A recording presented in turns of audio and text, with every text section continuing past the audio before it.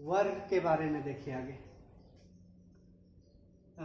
क्षेत्रफल, जैसा कि आयत का क्षेत्रफल लंबाई गुना चौड़ाई होता है, उसी तरह वर्ग में लंबाई और चौड़ाई सेम होती है, तो इसलिए ए गुना ए करेंगे तो ए स्क्वायर।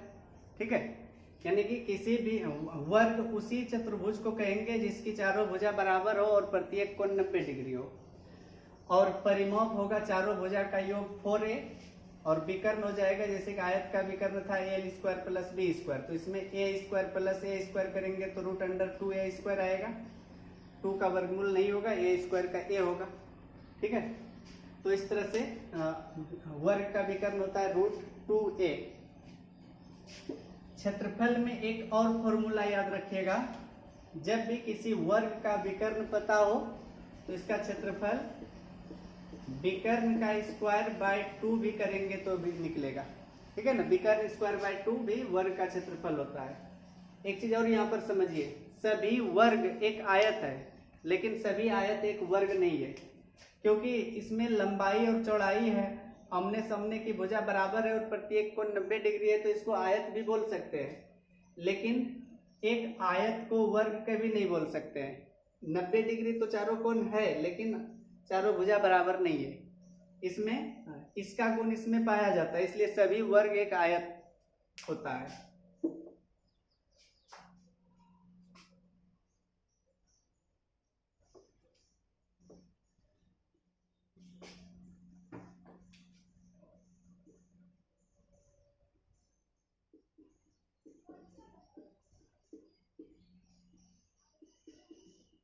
समांतर चतुर्भुज, देखिए जैसे कि आयत में आमने सामने की भुजा बराबर होती है, उसी तरह समांतर चतुर्भुज में भी आमने सामने की भुजा बराबर होती है, लेकिन फर्क इसमें यह इतना है, आयत का विकर्ण भी बराबर होता था, लेकिन इसमें विकर्ण बराबर नहीं होगा।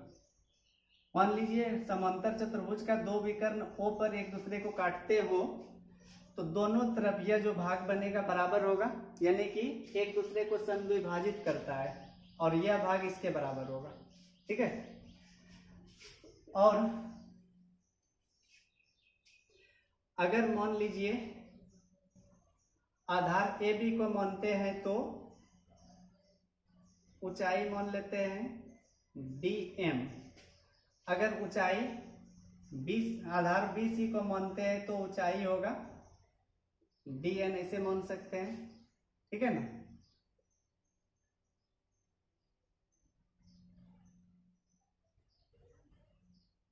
यानी 90 डिग्री बनेगा। तो इसमें एक चीज याद रखेंगे, केवल क्षेत्रफल, जैसे कि आयत का क्षेत्रफल लंबाई गुना चौड़ाई होता है, उसी तरह इसका भी क्षेत्रफल होता है आधार गुना ऊंचाई।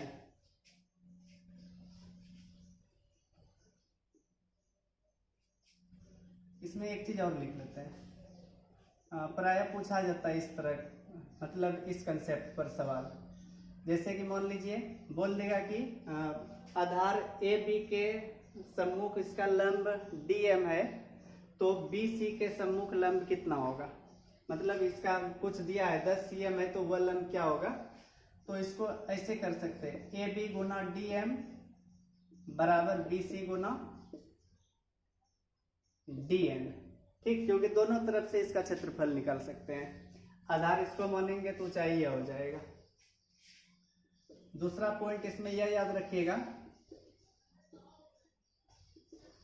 समांतर चतुर्भुज के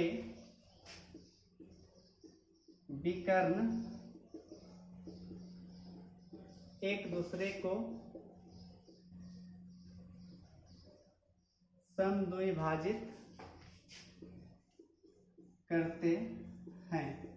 केवल समद्विभाजित लिखे हैं, ऐसा नहीं कि समकोण पर होता है समचतुर्भुज में। इसको लिखिए,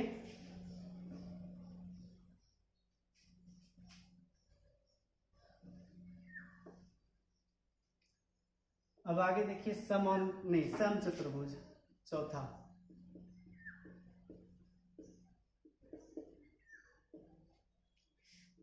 समचतुर्भुज वर्ग से रिलेटेड है, मतलब जैसे कि वर्ग में चारों भुजा बराबर होती है, उसी तरह से समचतुर्भुज में भी चारों भुजा बराबर होती है। समांतर चतुर्भुज में आयत के तरह केवल आमने सामने की भुजा बराबर थी।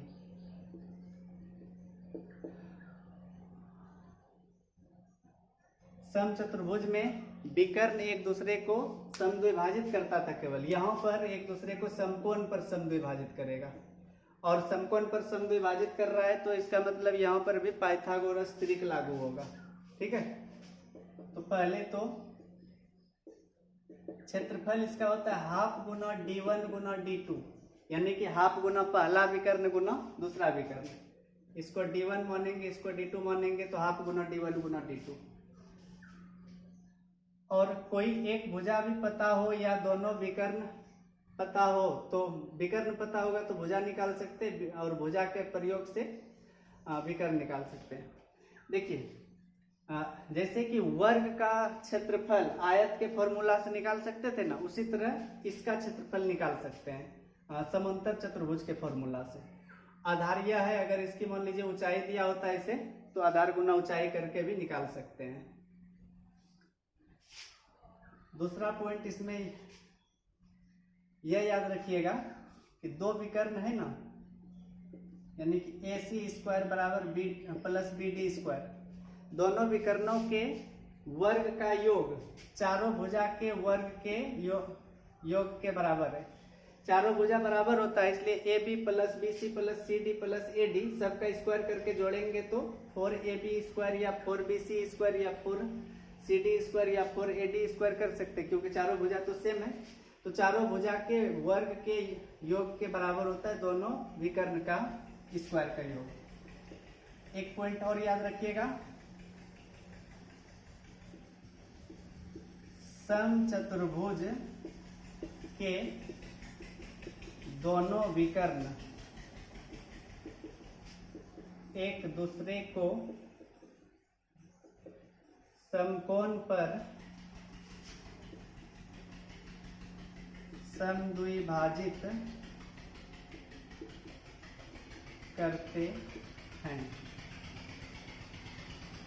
एक समचतुर्भुज हो गया।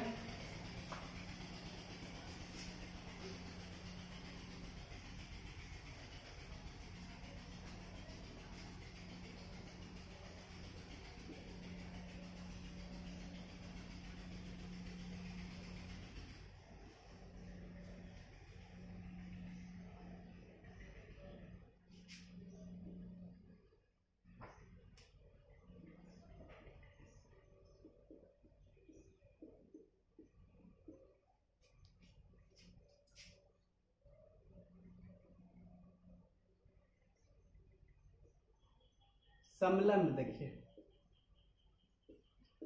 इसको बोलेंगे समलंब। चार भुजाओं में से, यानी कि दो जोड़ी भुजाओं में से अगर एक जोड़ी समांतर हो जाए तो समलंब बोलेंगे। जैसे कि यहाँ पर AB और CD समांतर है,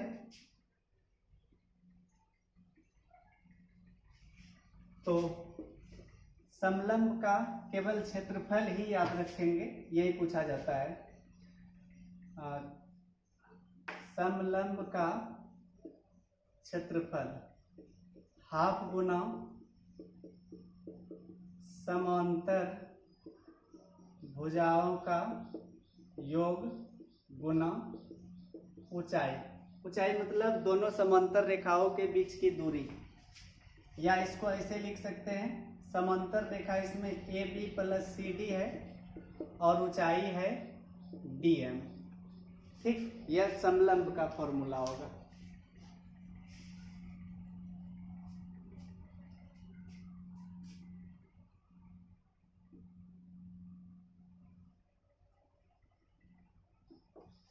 एक और,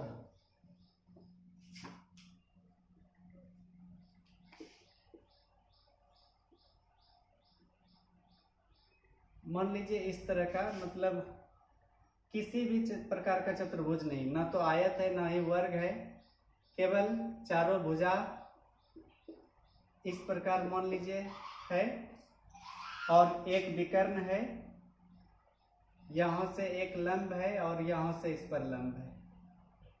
ठीक है, MN।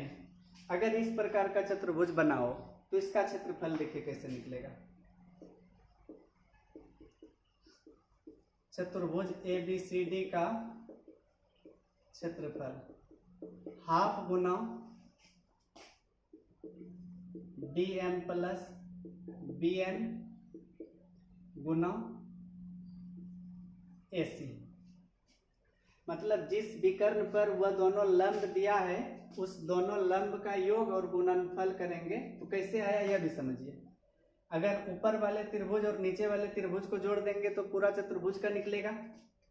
इसका मतलब ऊपर वाले का क्षेत्रफल हाफ गुना AC गुना DM होगा, नीचे वाले का हाफ गुना इसका भी आधार AC होगा और ऊंचाई BN होगा। तो दोनों को जब जोड़ेंगे तो हाफ और AC कॉमन आएगा, DM प्लस BN बचेगा। ठीक, तो यह था फॉर्मूला। सबका हो गया, वृत्त का हो गया, त्रिभुज का हो गया और चतुर्भुज का हो गया। अब पहले इसी पर क्षेत्रफल, अभी सरफेस एरिया यानी पृष्ठीय क्षेत्रफल नहीं निकलेगा, वह घन घनाभ बेलन सब में निकलता है, ठीक है ना। अभी समतल आकृति जो भी था, वृत्त, वर्ग और चतुर्भुज, यह सब के बारे में बता दिए। अगले दिन इससे रिलेटेड सवाल बताएंगे, मतलब पेरीमीटर और एरिया का, वॉल्यूम अभी नहीं, बाद में। ठीक, तो अभी इतना ही रहने दीजिए इस वीडियो में।